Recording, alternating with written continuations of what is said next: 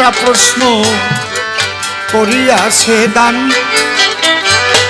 যেখানে হয় হরে কৃষ্ণ নামের গান, সেখানে রামের মূর্তি থাকে না কেন?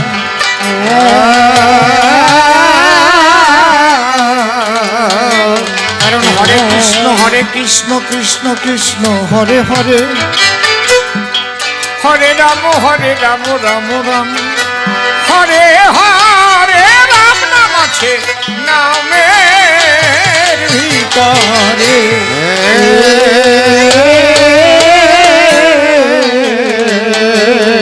সেখানে রাধা কৃষ্ণ জায়গা যে নিতাই গৌর ধারা, এসিল রামচন্দ্র কি দোষ করিল।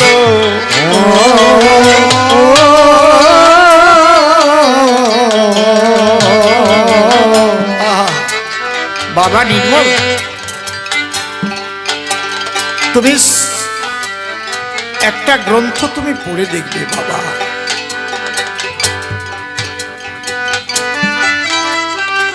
সেটা হচ্ছে প্রভুপাদ শ্রীরূপ গোস্বামী পাদের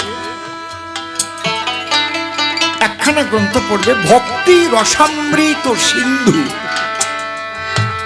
ভক্তি রসামৃত, ভক্তি রস অমৃত, ভক্তি রস যোগ অমৃত, এর নাম হচ্ছে ভক্তি রসামৃত সিন্ধু, মানে সাগর। ভক্তি রস অমৃতের সাগর, সেখানে ব্যাখ্যাটা পেয়ে যাবে। এই যে নামটা, যে নাম 16 নাম 32 অক্ষর, এই রাম নামে কিন্তু ত্রেতা যুগের রামকে বোঝানো হয়নি, এটা বীজ। কি? রাধা কৃষ্ণ প্রেমের যে নির্যাস, খুব ভালো করে শোনেন, এ তো অন্তরঙ্গ আলোচনার ব্যাপার। এই জন্য বলছি বহিরঙ্গ নিয়ে করে নাম সংকীর্তন, আর অন্তরঙ্গ নিয়ে করে রসয়াস্বাদন। এখন প্রশ্ন করে বসেছ, আমার শোনো, বৃন্দাবনে অপ্রাকৃত নবীন মদন, কাম্বিস কাম গায়ত্রী যাহারি, কাম্বিস কাম গায়ত্রী যাহার উপাসন। যাও, কেটা কেটা যাবা, চলে যাও, দি যাও, তাড়াতাড়ি যাও, পরে আবার যেন আর কয়টারে জড়াই না। যাও, এমন কিছু রাত হয় না।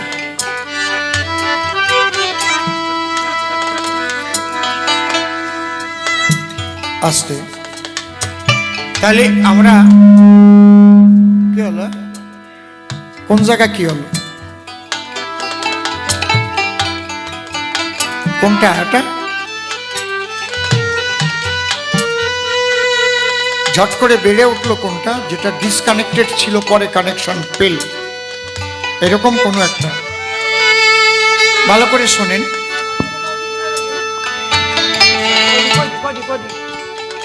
ওটা ওই দিক ঘুরেছিল নাকি সামনের দিক? তাহলে তো আর বেকায়দা হবে। কিন্তু এই আমরা যে সমস্ত জগতে যত রস তৈরি হয়েছে, সবচাইতে শ্রেষ্ঠ রস কি রস? শৃঙ্গার রস।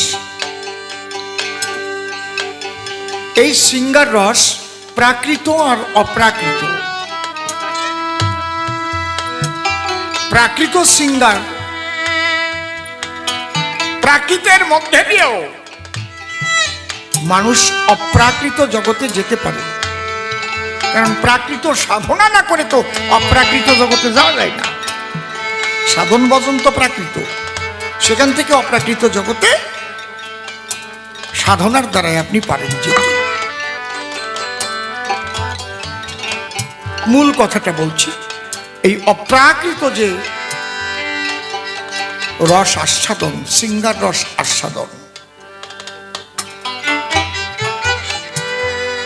এই হরের শব্দ হচ্ছে রাধারানীকে বোঝানো হয়েছে। রাধারানীর এক নাম ছিল হরা। রাধারানীর গুণের জন্যেই কিন্তু তার নামটা করা, নামকরণ করা। রাধা, ধারা উল্টে গেলে হয়েছে রাধা। শ্রীমতী, সুন্দর যার মতি। বুঝতে পারছেন কি বলছি? অনয়া রাধিকা, রাধিকা। হরা, যার প্রেমের দ্বারায় কৃষ্ণের মনোপ্রাণ যায় হরা। যে হরি জগৎকে হরণ করে, আর রাধা প্রেমের দ্বারায় সেই হরির মন হরণ করে, তাই তার নাম হরা। এই হরা শব্দ সম্বোধনে হরের রূপ ধরে।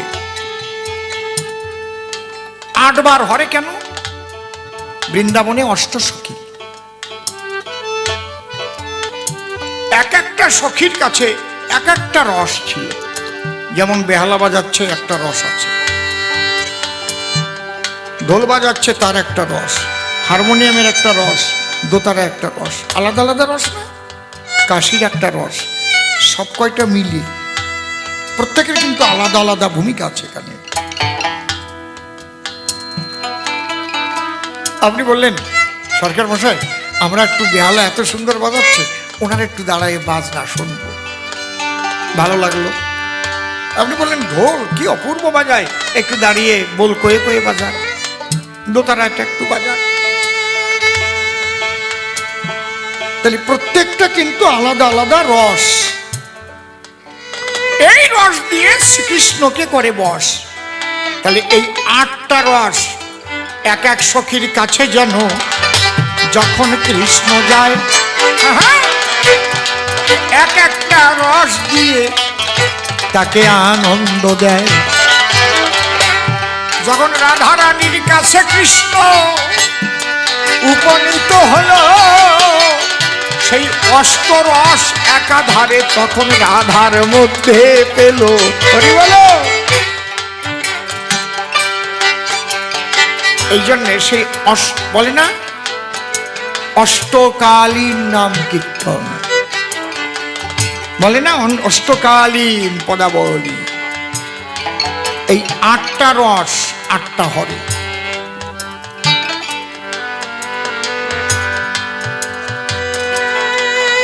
এর প্রত্যেকটার আলাদা আলাদা নাম আছে।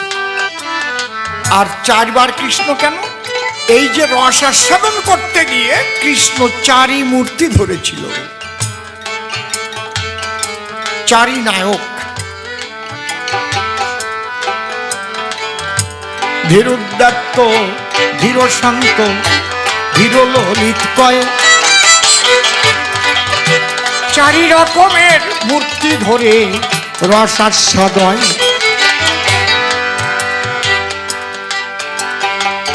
এই জন্যে 4ই নায়ক বুঝাইতে 4 বার কৃষ্ণ নাম। এইবার 4 বার রাম নাম কেন? বলি সবাধাম। এই রাম হচ্ছে রাধা কৃষ্ণের রমণার্থে রাম। রেফস্তু কুঙ্কুমাভাস কুণ্ড মধ্যে ব্যবস্থিত মকার বিন্দু রূপেণ মহাজন স্থিত প্রিয় আকার হংসমারুজ্জ একদা চ যদা ভবেৎ তদা জাত ব্রহ্মানন্দ রাম নাম সুদুর্লভম।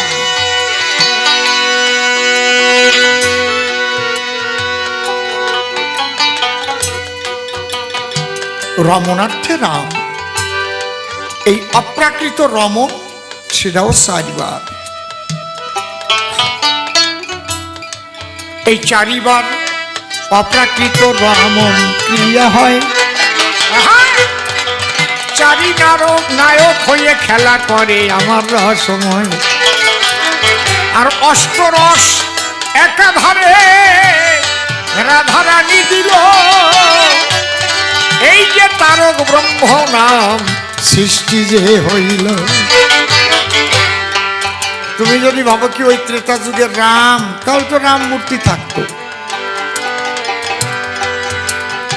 তাহলে রমণার্থে রাম আর হরণার্থে হরা শব্দ সম্বোধনে হরে, অষ্টহরে, আর চারি নায়ক চারি কৃষ্ণ ইত্যার্থে এই হরে কৃষ্ণ নাম যখন ভক্তগণে গায় তখন এর মধ্যে দিয়ে অপ্রাকৃত ভাবের উদয় হয়।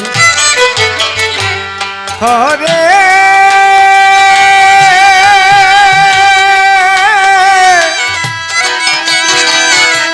কৃষ্ণ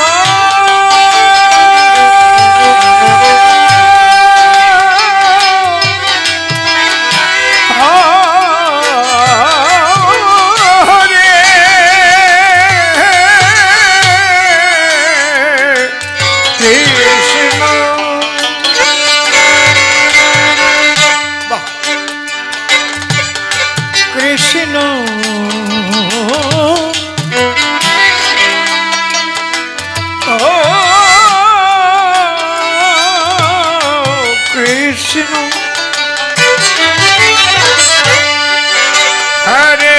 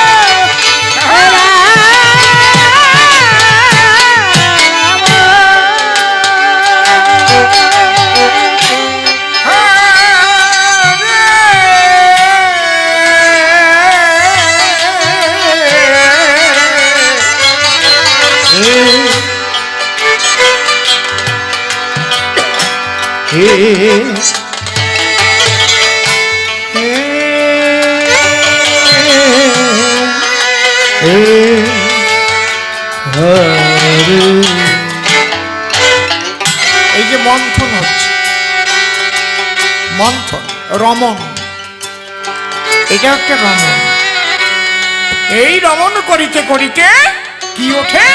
অপ্রাকৃত প্রেম রস, আর সেই রসে ঈশ্বর হয় বশ, আর ভক্তগণ সেই রস পান করে প্রেমানন্দে আত্মহারা হয়ে যায়। যেমন মদ খেলে মাতাল হয় না, ঠিক এই রস প্রেম রস খেলেও মানুষ প্রেমে মাতাল হয়ে যায়, একে অপরকে জড়িয়ে ধরে, আলিঙ্গন দেয়, ধুলায় গড়ায়। জাত কুলমান জ্ঞান থাকে না, কে নারী কে পুরুষ থাকে না তার হুশ, প্রেমানন্দে হরি বলে ধুলায় গড়ায়। হরি বল হরি বল হরি বল হরি বল। বাবা, ভক্তি রসামৃত সিন্ধু গ্রন্থটা পড়ে নেবা, আরো ভালো বুঝতে পারবা। একটু রিভাইভ দাও, রিভাইভ দাও, মাইক ম্যান একটু রিভাইভ দাও। আবার সেই বুঝে উঠেছে, চেক, আর একটু চেক চেক, আর একটু যাবে চেক।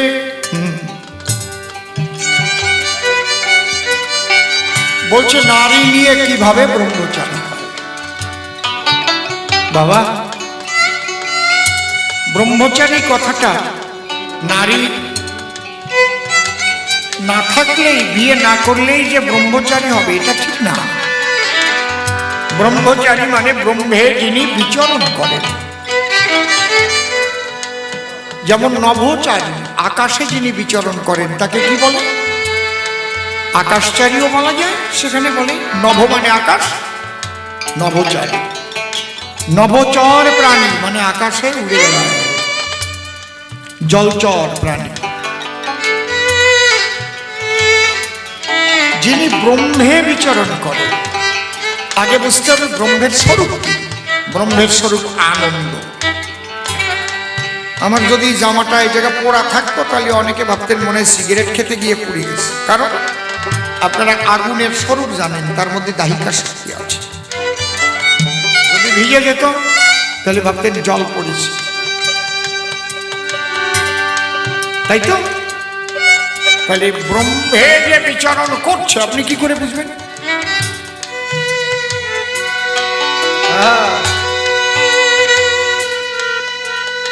ব্রহ্ম হচ্ছে আনন্দময় ব্রহ্ম। আনন্দ দেহ মানে খল্লি মানে ভূতানি জায়ন্তে।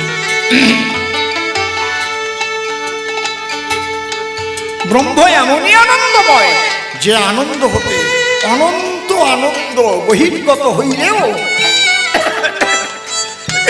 সেই আনন্দের তিল মাত্র ভাটা পড়েনি, সে এমন পূর্ণ আনন্দ। বুঝতে পারছেন কি বলছি? ওই যে এক বিষ্ণু চতুরাংশে জন্ম নিল সূর্যবংশে, রাম লক্ষ্মণ ভরত শত্রুঘ্ন, তাতে কি হয়েছে? এক রাম নাম নিলে আর অন্য কারো নাম নেওয়া লাগে না, তিনি এমন পূর্ণ। যেমন হরিচাঁদ ঠাকুর সম্পর্কে লেখা আছে হরিলীলামৃতে, যে এক বিষ্ণু পঞ্চমাংশে পঞ্চ ভাই হয়ে জন্ম নিয়েছে, লেখা আছে না? তাই বলে কি অন্য কোনো ভাইয়ের নাম নেওয়া লাগবে না, হরিবল বললে। এবং বন্দনাতেও তো আছে, জয় জয় হরিচাঁদ, জয় কৃষ্ণদাস, জয় শ্রী বৈষ্ণব দাস, জয় গৌরীদাস, জয় শ্রী স্বরূপ দাস পঞ্চ সহোদর, পতিত পাবন হেতু হইলা অবতার, আছে না? এবং আরো ভাঙায় লেখা আছে যে এক বিষ্ণু পঞ্চমংশে। তাই বলে কি তিনি এমন পূর্ণ, তিনি পূর্ণ ব্রহ্ম, পূর্ণ আনন্দ।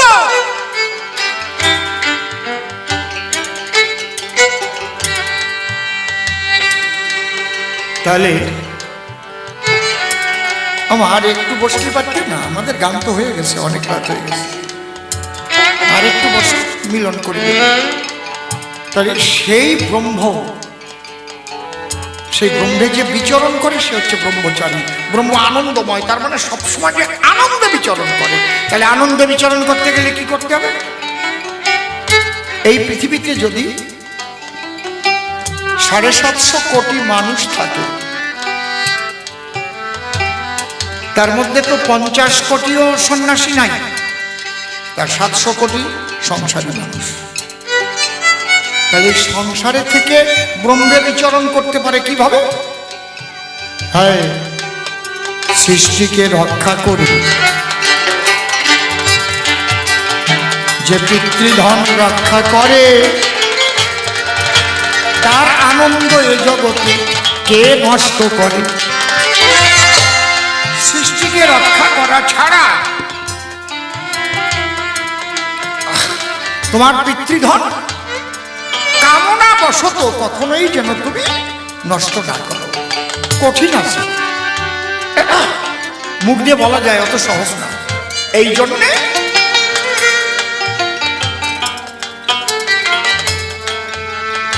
সাধন ভজনের দরকার আছে। একটু দেখে নাও সবাই আর একবার। সৃষ্টিকে রক্ষা করতে হবে, কারণ ঈশ্বর সৃষ্টিকে ভালোবাসে। 3 ভাবে সৃষ্টি হয়, একটা যোগতত্ত্ব, একটা ভগবান তত্ত্ব, আর একটা ব্রহ্মতত্ত্ব। ব্রহ্মতত্ত্ব হচ্ছে তিনি ইচ্ছা করলেন জগৎ সৃষ্টি হয়ে গেল। এই জন্য ব্রহ্মজ্ঞানী মহাপুরুষরা অনেক সময় আশীর্বাদ দিলে আশীর্বাদের বলে সন্তানাদি হয়ে যায়, বাক্য কিছু। যোগতত্ত্ব কাকে বলে? ঈশ্বর সবসময় ভাবছে আমি একা আছি, বহু হব, একা আছি, বহু হব। প্রমাণ, একটা বীজ, সরিষার বীজ যদি কোনোদিন মাটিতে রোপণ করা না হয়, তাহলে একটার থেকে দুটো হতে পারে? একটার থেকে দুটো ঘরে বসে হতে পারে একটা সরিষার দানা? যখনই মাটির সঙ্গে যোগ হলো, জল পেল, বাতাস পেল, আলো পেল, ফুটে একটা গাছ হলো। কত হাজার সর্ষে হবে ওকে তা গুনতে পারবা? ওটা ঈশ্বরের ইচ্ছা ছিল, আমি একা আছি, আমি বহু হব, বহুর মধ্যে দিয়ে আমি আর সাধন করবে। একে বলে যোগ তত্ত্ব। কিন্তু যদি যোগ না করা হয়, মাটির যোগ যদি না পায় তাহলে হবে না। আর একটা হচ্ছে ভগবান তত্ত্ব, নারীর ভগ পুরুষের বাণ। এই দুইয়ের মিলনের দ্বারায় জন্মে সন্তান। খুব গুরুত্বপূর্ণ সংসার ধর্মটা। সংসার হচ্ছে ম্যান মেকিং ইনস্টিটিউশন, এখান থেকেই সব তৈরি হয়। সহজ ব্যাপার না। তোমার উপর নির্ভর করবে তোমার সংসার থেকে একটা চোর হবে না, ডাকাত হবে না, গুন্ডা হবে না, সাধু হবে না, দেশপ্রেমিক হবে। এটা তোমার চিন্তাধারা সাধন ভজনের উপর নির্ভর করবে নারী পুরুষে। এখানে ক্যাতরামও চলবে না। সবার ছেলে মেয়ে নেতাজি সুভাষচন্দ্র বসুও হয় না, সবার ছেলে বা মেয়ে মাতঙ্গিনী হাজরা হয় না, বাঘা যতীনও হয় না, বিবেকানন্দ হয় না। কেন হয় না? কামনায় সন্তান উৎপাদন করে।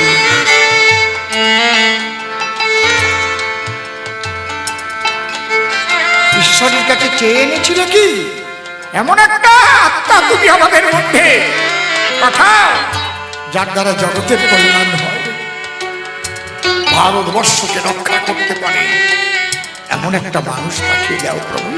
তোমার নাম সে যেন প্রচার করতে পারে প্রভু।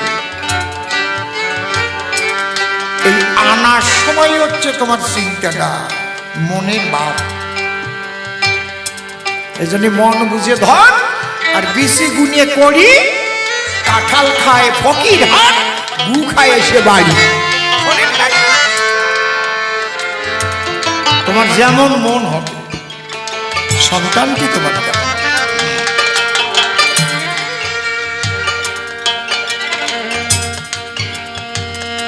কত মূল্যবান এই সংসার ধর্মটা। তাই আদর্শ গার্হস্থ ধর্ম সর্বধর্ম সার। যারা পবিত্র সংসারী আমি করি নমস্কার। যাদের স্বামী স্ত্রী মিলনে এমন মানুষ জন্ম লয়, যাদের দ্বারা এই জগতে মানবের কল্যাণ হয়। এই সৃষ্টিকে রক্ষা করে পিতৃধনকে তোমার রক্ষা করতে হবে। এই রক্ষা তুমি একা করতে পারবে না, এর কতগুলো কলা কৌশল আছে। একজন পাশ করা ডাক্তার আর আতুরে ডাক্তার এক হয় নাকি? অনেক সময় পাশ করা ডাক্তারের কাছে থাকতে থাকতে কম্পাউন্ডারি করতে করতে দেখে দেখে অনেক হাতুড়ের চাইতেও ভালো হয়ে যায়। বুঝতে পারছেন কি বলছি? তাই এই পাশ করতে গেলে কয় বছরের কোর্স, ওই রকম সাধন ভজনে একদিনে হবে না গো। আগে মনটাকে তৈরি করে বারবার চেষ্টা করো, সাধনা বলে তার। আপনি আমি একদিনে হাঁটা শিখেছি, কত পড়ে গেছি না, মনে মনে ভাবছি এইবার দেব রে দৌড়, কিন্তু হাঁটতেই পারি না, দৌড় দিয়ে গুগু হয়ে পড়ে ঠোঁট কাটি গেছে। এরকম হয়েছে না? নাকে মুখে লেগেছে। এই চলিতে চলিতে আছাড়ে খেতে খেতে যাও, মানুষ হাঁটা শিখতে পাবে। সাধনাও করিতে হয় খুবই ধৈর্য ধরে। এই জন্য যারা সৃষ্টিকে রক্ষা করে, রক্ষা করে পিতৃধন, একমাত্র পরমানন্দ পরম ব্রহ্মে করে বিচরণ। সত্যবাদী জিতেন্দ্রীয় হয়ে গো, যেজন সৃষ্টিকে রক্ষা করে পিতৃধন রক্ষা করে এই চরাচর, সেই হয় প্রকৃত ব্রহ্মচারী।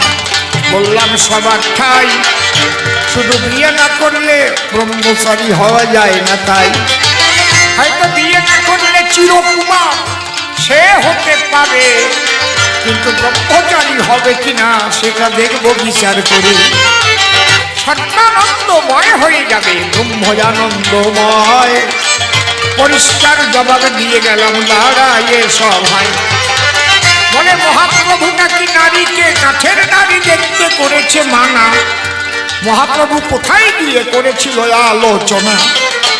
যখন রঘুনাথ গিয়েছিল সন্ন্যাস নেবার দায়, মহাপ্রভু বলেছিল সন্ন্যাস অত সহজ নয়।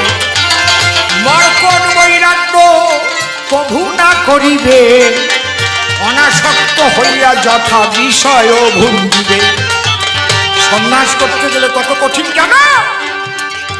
দুর্বার ইন্দ্রিয় করে বিষয় গ্রহণ, দারু নারী হরে জ্বলছে মুনির মন। তুমি সন্ন্যাসী হতে গেলে একটা কাঠের নারী পর্যন্ত দেখতে পারবে না। আর তোমাকে বলছি বাড়ি যাও, অনাসক্ত হয়ে সংসার ধর্ম পালন করো। এক একটা সময় এক একটা উদ্দেশ্যে মহামানবেরা, সাধুরা, অবতারেরা এক এক কথা বলে না। এটা দেশকাল পাত্র অনুপাত এই কথাগুলো বলে। যেমন অশ্বিনী ঘোষাই বলেছে, কামিনী কাল লাগেনি ফণিনীর ভীষণ বিষ, যার নিঃশ্বাসে ব্রহ্মাণ্ড নাশে। তাহলে যে নারী নিয়ে থাকতে পারলো তারক গোসাই, তাহলে অশ্বিনী গোসাই বলছে কামিনী কাল নাগিনী ফণিনীর ভীষণ বিষ, যার নিঃশ্বাসে ব্রহ্মাণ্ড নাশে। তারপরে কি বলছে, না জেনে কেন হস্ত দিস। তাহলে এই নারীর মধ্যে কামিনীও আছে, আবার সহধর্মিনী আছে, লক্ষ্মী আছে, সরস্বতী আছে, আবার কালী রূপও আছে। দেখেছেন? আবার রাধারানী আছে রে বাবা এই নারীর ভিতরে। জেনে শুনে হাত দিও, তাই বলছে বারে বারে। পরিষ্কার জবাব দিয়ে গেল সভ্য সবার ঠাই। একবার প্রেমানন্দে উলুধ্বনি হরিধ্বনি করতাই।